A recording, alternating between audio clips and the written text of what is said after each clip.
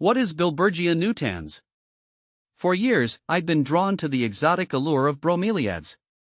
Their vibrant colors and unique structures seemed to whisper of faraway rainforests.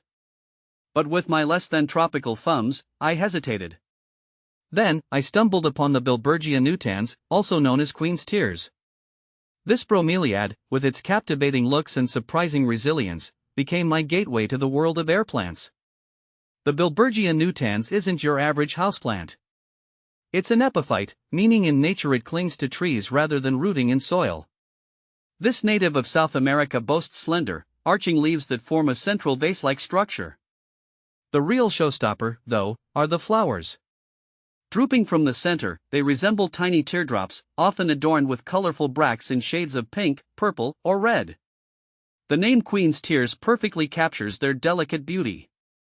See more 63 species in genus Billbergia at monsteraholic.com. How to grow Billbergia nutans.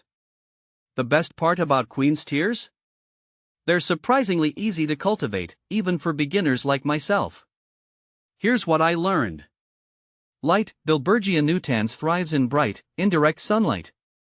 A spot near an east-facing window is ideal. Avoid harsh afternoon sun, which can scorch the leaves.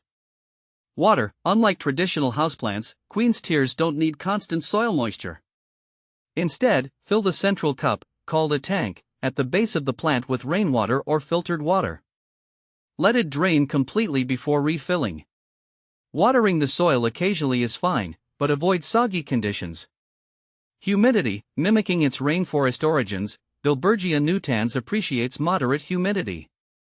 Grouping plants together or placing them on a pebble tray filled with water can help. If your home gets particularly dry, occasional misting is beneficial. Temperature. These bromeliads prefer warm temperatures, ideally between 65 degrees Fahrenheit and 80 degrees Fahrenheit, 18 to 27 degrees Celsius. They're not fans of sudden drops, so keep them away from cold drafts. Fertilizer. A light feeding every few months during the growing season with a diluted bromeliad fertilizer is sufficient. Avoid over-fertilizing, which can damage the roots. Will Billbergia nutans grow in Zone 8? While Billbergia nutans thrives indoors year-round, some wonder if it can handle life outdoors. The answer depends on your climate zone. Billbergia nutans is considered cold-hardy down to around 25 degrees Fahrenheit -4 degrees Celsius.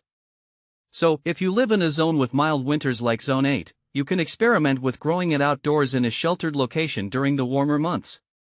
Just bring it back inside before the first frost. How to care for Billbergia nutans? With proper care, your Billbergia nutans can reward you with stunning blooms for years. Here are some additional tips. Repotting. These bromeliads are slow growers and don't need repotting frequently. Only repot when the plant outgrows its container or the potting medium degrades. Use a well-draining, orchid-specific potting mix. Propagation. Billbergia nutans reproduces through pups, small offshoots that emerge at the base of the mother plant. Once the pups reach about a third of the size of the parent, you can carefully separate them with a sharp knife and pot them individually. Common problems. Watch out for mealybugs, which appear as cottony white masses on the leaves. Treat them with insecticidal soap or neem oil. Brown leaves can indicate underwatering or excessive sunlight. A touch of the tropics indoors. Billbergia nutans isn't just a beautiful houseplant, it's a conversation starter. The unique structure and the legend behind the Queen's Tears name spark curiosity in everyone who sees it. Plus, the ease of care makes it perfect for busy plant parents or those new to the hobby. So, if you're looking to add a touch of the tropics to your home, consider welcoming a Billbergia nutans into your life. You might just be surprised by how easy it is to cultivate a bit of royal elegance on your windowsill.